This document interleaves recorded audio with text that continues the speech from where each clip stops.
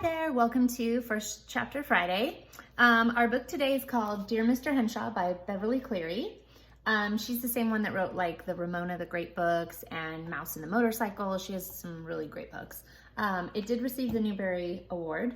The thing that's different about this book is it's told in a series of letters. So this young boy is writing to his favorite author kind of as he's growing up. So you kind of go through his life in a different way than normal stories. So you learn about what he's going through and things through his letters. So instead of it being a first chapter, I'm going to read the first few letters to give you a taste of the book, and then if you enjoy it, you can go read it. All right, May 12th. Dear Mr. Henshaw, my teacher read your book about the dog to our class. It was funny. We licked it. Your friend misspelled Lee Bott's boy. So you can see he miswrote like we licked it instead of we liked it, and then friend is misspelled. So if you pay attention to little details like that, you'll kind of, you'll see the author kind of plays with you a little bit.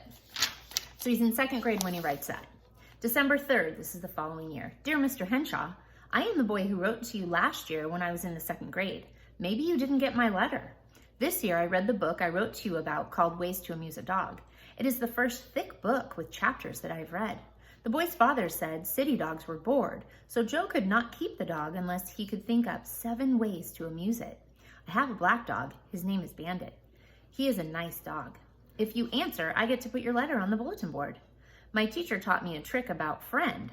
The I goes before the E, so that at the end, it will spell end. Keep in touch, your friend, Lee Botts. So he's teaching, he learned how to spell friend, and he misspelled that in the previous letter, but this time he misspells touch, keep in touch. So third grade, that would be a word that you probably misspell. All right, November 13th, so the following year. Dear Mr. Henshaw, I am in the 4th grade now. I made a diorama of ways to amuse a dog, so it keeps rereading the same book every year. The book I wrote to you about 2 times before. Now our teacher is making us write to authors for book week. I got your answer to my letter last year, but it was only printed. Please, would you write to me in your own handwriting? I am a great enjoyer of your books. My favorite character in the book was Joe's dad because he didn't get mad when Joe amused his dog by playing a tape of a lady singing. And his dog sat and howled like he was singing too. Bandit does the same thing when he hears singing. Your best reader, Lee Botts. All right, so now it's December 2nd. So I can't remember if that's right after. Let's see. Dear Mr. Henshaw, I got to thinking about ways to amuse a dog.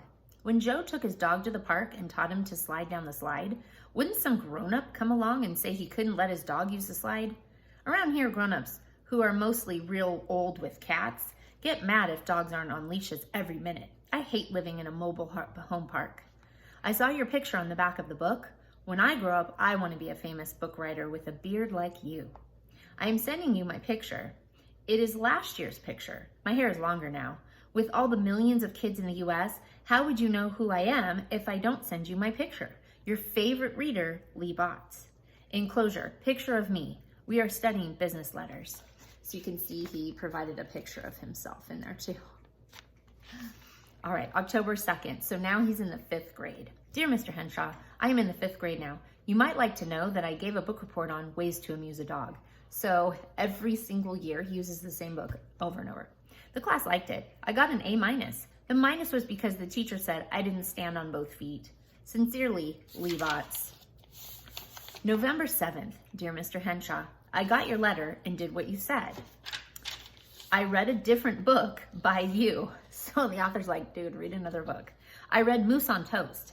I liked it almost as much as Ways to Amuse a Dog. It was really funny the way the boy's mother tried to think of ways to cook the moose meat they had in their freezer. 1,000 pounds is a lot of moose. Moose burgers, moose stew, and moose meatloaf don't sound too bad. Maybe moose mincemeat pie would be okay, because with all the raisins and junk, you wouldn't know you were eating moose. Creamed chipped moose on toast? Yuck. I don't think the boy's father should have shot the moose, but I guess there are plenty of moose up there in Alaska, and maybe they need it for food. If my dad shot a moose, I would feed the tough parts to my dog Bandit. Your #1 fan, Lee Botts. All right, so that's all for now. If you enjoy the book and want to learn more, you do get more into what his life is like. just things that he tells the author. You kind of learn what's going on with his parents and kind of things that he starts to go through. Again, it was called Dear Mr. Henshaw, and I hope you enjoyed, and we'll see you next time. Bye for now.